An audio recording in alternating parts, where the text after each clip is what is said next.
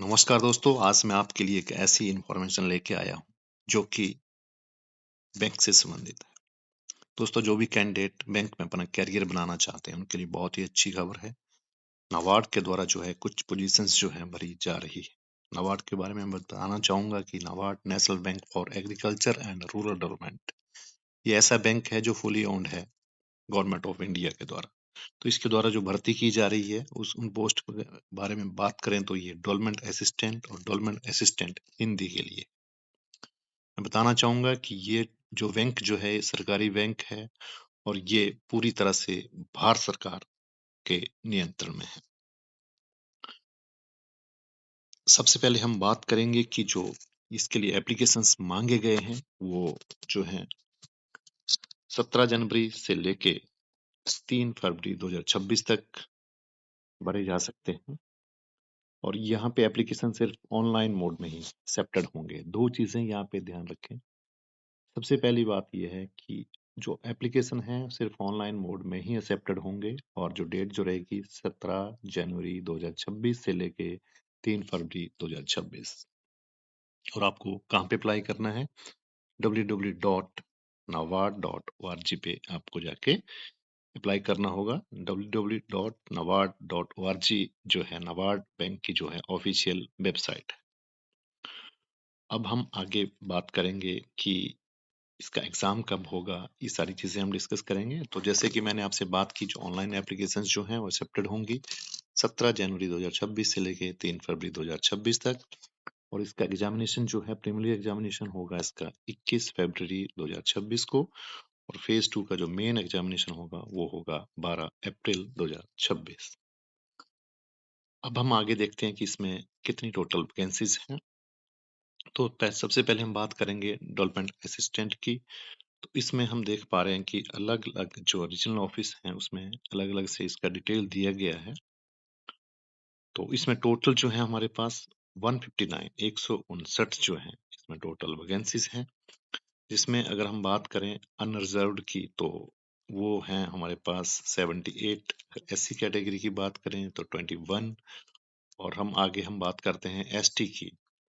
ST category में है 17 और ओबीसी कैटेगरी में है 26 वैकेंसीज और ईडब्ल्यूएस इकोनॉमिक वीकर सेक्शन की अगर हम बात करें तो हमारे पास है 17। तो इस तरह से कुल जो मिला के जो है ये जो वैकेंसीज हो जाती हैं 159 हो जाती हैं। अगर हम इसको रीजनल ऑफिस के साथ लिंक करें तो अंडमान एंड निकोबार में 1 है, आंध्र प्रदेश जो उसमें 7, असम में है 5, बिहार 1, छत्तीसगढ़ 5, गोवा 1, गुजरात 9, हरियाणा 3, हिमाचल प्रदेश में जो है टोटल 4 वैकेंसीज हैं, जम्मू कश्मीर में है 3, झारखंड 1, कर्नाटका 7, केरला 3, लद्दाख 2, मध्य प्रदेश 10, महाराष्ट्र 48। आई थिंक कि महाराष्ट्र में सबसे ज्यादा इसमें वैकेंसी रहने वाली है। Manipur 2, Meghalaya 1, new Delhi 3, Odisha 8, Punjab 2, Rajasthan 5, Tamil Nadu 9, Uttar Pradesh 11, waste Bengal 8। तो इसमें सबसे ज्यादा वैकेंसीज जो हैं जैसे मैंने कहा कि वो महाराष्ट्र में है, इंक्लूडिंग हेड ऑफिस, क्योंकि नाबार्ड का जो हेड ऑफिस है वो भी महाराष्ट्र में है। तो टोटल 159 वैकेंसीज हैं इसमें। अब हम बात करेंगे जो डेवलपमेंट असिस्टेंट हिंदी के लिए कितनी वैकेंसीज हैं। तो ये टोटल जो है 3 वैकेंसीज हैं। ये आंध्र में 1 है, महाराष्ट्र हेड ऑफिस में 1 है और तमिलनाडु में भी इसमें 1 वैकेंसी है। तो दोस्तों ये तो बात हो गई हमारी कि इसमें टोटल वैकेंसीज कितनी हैं। ये सारी चीजें मैंने आपसे शेयर की हैं। अब इसमें काफी सारी चीजें हैं जैसे कि अ, हम इसमें थोड़ा एज के बारे में बात करेंगे कि एज क्राइटेरिया क्या रहेगा। ये काफी डिटेल्स जो है, मतलब ये नोटिफिकेशन आया है तो आप वेबसाइट पे जाके देख सकते हैं, क्योंकि अगर मैं अभी इसको पूरा आपको वो लगा करने तो इसमें बहुत ज्यादा समय लग जाएगा। इसलिए मैं आपको मेन मेन जो है इसके चीजें बता रहा हूँ कि जैसे अप्लाई करने की लास्ट डेट कब है, कब से शुरू होंगे एप्लीकेशंस। वैकेंसीज के बारे में मैंने आपसे बात की कि कितनी वैकेंसीज जो हैं डेवलपमेंट असिस्टेंट की हैं और कितनी जो डेवलपमेंट असिस्टेंट हिंदी की हैं।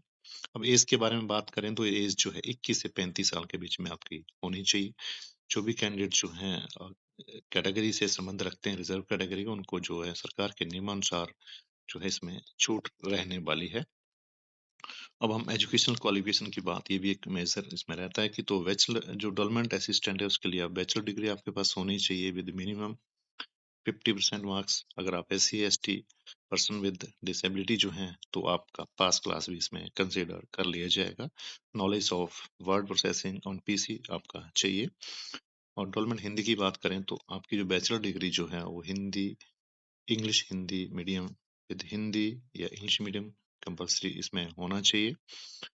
तो इसके लिए भी आपको 50% मार्क्स जो है आपके पास होने चाहिए। अगर SC ST या पर्सन विद डिसेबिलिटी है या एक्स सर्विसमैन है आप, तो उसमें पास कैंडिडेट भी एलिजिबल माने जाएंगे। तो ये है, इसमें सिंपल सी बात है कि आपको इसमें डेवलपमेंट असिस्टेंट हिंदी रखा जा रहा है, तो इसमें हिंदी का काम जो वहाँ पे रहेगा आपको हिंदी का। तो इसमें या तो आपके पास जो है हिंदी सब्जेक्ट जो है बैचलर डिग्री में होना चाहिए, इंग्लिश होना चाहिए। अगर आपका इंग्लिश जो है इलेक्टिव, तो आपका मीडियम जो है वो आपका हिंदी होना चाहिए। मतलब कहने का ये है कि आपके पास हिंदी और इंग्लिश जो है वो मेन सब्जेक्ट इसमें होना चाहिए। तो ये इस तरह से कुछ डिटेल्स जो थी ये मैं आपसे शेयर कर रहा हूँ। तो अब थोड़ा बात कर लेते हैं कि सिलेक्शन की स्कीम क्या रहने वाली है। तो डेवलपमेंट असिस्टेंट में जो प्रिलिमिनरी एग्जामिनेशन आपका होगा उसमें जो है test of English language, test of numerical ability, test of reasoning रहेगा। तो ये प्रिलिमिनरी के लिए है, जिसमें नंबर ऑफ क्वेश्चन जो हैं तो 40 क्वेश्चन जो आएंगे आपको इंग्लिश लैंग्वेज से आएंगे, और 30 जो है न्यूमेरिकल एबिलिटी के रहेंगे, और 30 जो है रीजनिंग के रहने वाले हैं। तो टोटल 100 क्वेश्चन आपको आने वाले हैं, और इसमें हर सही क्वेश्चन का आपको 1 नंबर इसमें मार्क्स मिलने वाला है। तो क्वेश्चन भी आपके 100 होंगे और मैक्सिमम मार्क्स भी आपके 100 ही रहेंगे। ड्यूरेशन ऑफ, हाँ, तो आपको ये जो है 1 घंटे में 60 मिनट्स में ये पेपर आपको करना है। तो ये चीज इसमें रहने वाली है। अगर मेन एग्जामिनेशन की बात करें तो टेस्ट ऑफ रीजनिंग रहेगा, क्वांटिटेटिव एप्टीट्यूड रहेगा, जनरल अवेयरनेस रहेगी, कंप्यूटर नॉलेज रहेगी, और इसके बाद जो test of language, English language, descriptive essay precis. तो टेस्ट ऑफ इंग्लिश लैंग्वेज जो है वो डिस्क्रिप्टिव इसमें रहने वाला है। तो इसमें भी क्या रहेगा कि जो क्वेश्चंस की अगर बात करें तो टेस्ट ऑफ रीजनिंग में 30 क्वेश्चंस आएंगे, मैक्सिमम मार्क्स भी 30 होंगे, और आपको समय भी मिलेगा 30 मिनट्स का। क्वांटिटेटिव एग्जामिन एप्टीट्यूड की बात करें तो इसमें भी 30 क्वेश्चंस, 30 ही मार्क्स रहेंगे मैक्सिमम, और 30 मिनट्स आपको करने के लिए इसको मिलेंगे। जनरल अवेयरनेस की बात करें तो 50 क्वेश्चंस इसमें आएंगे, 50 ही मैक्सिमम मार्क्स रहेंगे, और ड्यूरेशन आपको मिलेगी सिर्फ 25 मिनट्स की। और कंप्यूटर नॉलेज की बात करें तो 40 क्वेश्चंस रहने वाले हैं, और 40 ही मार्क्स मैक्सिमम मार्क्स उसमें होंगे। कहने का मतलब कि एक सही जो आपका क्वेश्चन का जो सही आंसर होगा उसका आपको 1 नंबर उसमें मिलने वाला है। तो इसमें टाइमिंग लेकिन 20 मिनट की आपको मिलने वाली है। टेस्ट ऑफ इंग्लिश लैंग्वेज की बात करें तो इसमें 3 क्वेश्चंस रहेंगे, और मार्क्स जो रहेंगे 50, और समय मिलेगा आपको 30 मिनट्स। इसी तरह से अब डेवलपमेंट असिस्टेंट हिंदी की बात कर लेते हैं। तो इसमें टेस्ट ऑफ इंग्लिश लैंग्वेज होगा जिसमें कि 40 क्वेश्चंस आएंगे। Test of professional knowledge Hindi English, तो इसमें 30 क्वेश्चंस आने वाले हैं, और टेस्ट ऑफ रीजनिंग में भी 30 आएंगे। टोटल 100 क्वेश्चन होगा, मैक्सिमम 100 रहेंगे, और ड्यूरेशन ऑफ जो है एग्जामिनेशन जो है वो 60 मिनट्स मतलब 1 घंटा रहने वाली है। और मेन एग्जामिनेशन की बात करें तो टेस्ट ऑफ रीजनिंग रहेगा, test of professional knowledge Hindi या इंग्लिश, जनरल अवेयरनेस का रहेगा, कंप्यूटर नॉलेज रहेगा, टेस्ट ऑफ इंग्लिश लैंग्वेज जो है इसमें रहने वाला है। तो टेस्ट ऑफ रीजनिंग के 20 क्वेश्चंस आएंगे, 20 मार्क्स होंगे, और ड्यूरेशन रहेगी 25 मिनट्स की। Test of professional knowledge Hindi या इंग्लिश का 50 क्वेश्चंस होंगे, 50 मार्क्स रहेंगे, और टाइम मिलेगा 35 मिनट का। जनरल अवेयरनेस में आपको 40 क्वेश्चंस होंगे, 40 मार्क्स आएंगे, और समय मिलेगा 25 मिनट्स का। कंप्यूटर नॉलेज की बात करें तो 40 क्वेश्चंस रहने वाले हैं, 40 मिनट, 40 ही उसमें मार्क्स रहेंगे और जो समय मिलेगा 20 मिनट्स का मिलने वाला है। टेस्ट ऑफ इंग्लिश लैंग्वेज की बात करें तो इसमें 3 क्वेश्चंस होंगे और मैक्सिमम मार्क्स जो रहेंगे 50 रहेंगे और समय आपको मिलेगा 30 मिनट्स का, मतलब आधा घंटा। तो दोस्तों ये एक इंफॉर्मेशन मैं आपसे साझा करना चाहता था। बाकी डिटेल्स जो नोटिफिकेशन जो है वो नाबार्ड की वेबसाइट पे डाल दी गई है। तो ये चीजें हैं। अब एक थोड़ा selection process, state wise merit list will be prepared for final selection जो है वो आपका स्टेट वाइज बनेगा। The marks obtained in preliminary will not be added for preparing final merit list। जो आपका पहला जो एग्जाम होगा प्रीलिमिनरी एग्जामिनेशन, उसका जो वो फाइनल मेरिट के लिए उसको कंसिडर नहीं किया जाएगा।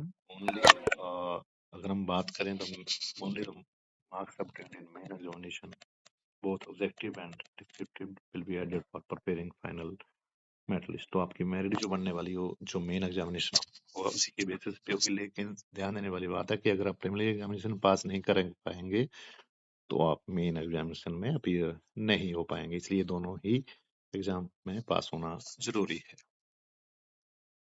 Resolution of tie cases means कि अगर आपके बराबर मार्क्स आ जाते हैं तो उसकी टाई आपको कैसे तोड़ने। तो सबसे पहले जो है हायर क्वालिफिकेशन जो है उसमें वो देखा जाएगा। In case there is a tie in qualification, qualification भी बराबर है तो higher marks scored in graduation आपके कितने हैं वो उससे देखा जाएगा। In case of tie marks in graduation higher is will be given. अगर आपके फिर एंड में अगर आपका ग्रेजुएशन में भी सेम मार्क्स हैं तो आपको जो हायर जिसकी उम्र ज्यादा होगी उसको प्रेफरेंस दिया जाएगा। दोस्तों ये चीज मेरे को आपसे साझा करनी। चलो एक इम्पोर्टेंट चीज और है कि जो एप्लीकेशन फी वो कितना रहने वाला है। तो और SC ST के लिए जो है सिर्फ 100 रुपीज रहेगा जो कि इंटीमेशन चार्जेस हैं, और अदर्स जो है 450 रुपये एप्लीकेशन फीस रहेगी और इंटीमेशन रहेगा 100 रुपीज। तो टोटल 550 जो है वो आपका एप्लीकेशन फी रहने वाली है। स्टाफ के लिए कोई एप्लीकेशन, जो इंटरनल कैंडिडेट होंगे उनके लिए कोई एप्लीकेशन फी नहीं रहेगी। तो दोस्तों ये एक इम्पोर्टेंट इन्फॉर्मेशन थी और ये मैं ये कहना चाहूंगा कि ये बहुत ही अच्छा मौका है उन लोगों के लिए जिनके पास एलिजिबिलिटी बनती है इनके लिए अपेयर करने का। और नाबार्ड जो है एक बहुत ही बड़ी ऑर्गेनाइजेशन है। और इसमें एक चीज और मैं कहना चाहूंगा कि ये टोटली जो है मतलब फुली गवर्नमेंट ऑर्गेनाइजेशन है। गवर्नमेंट ऑफ इंडिया जो है इसके द्वारा इसको संचालित किया जाता है।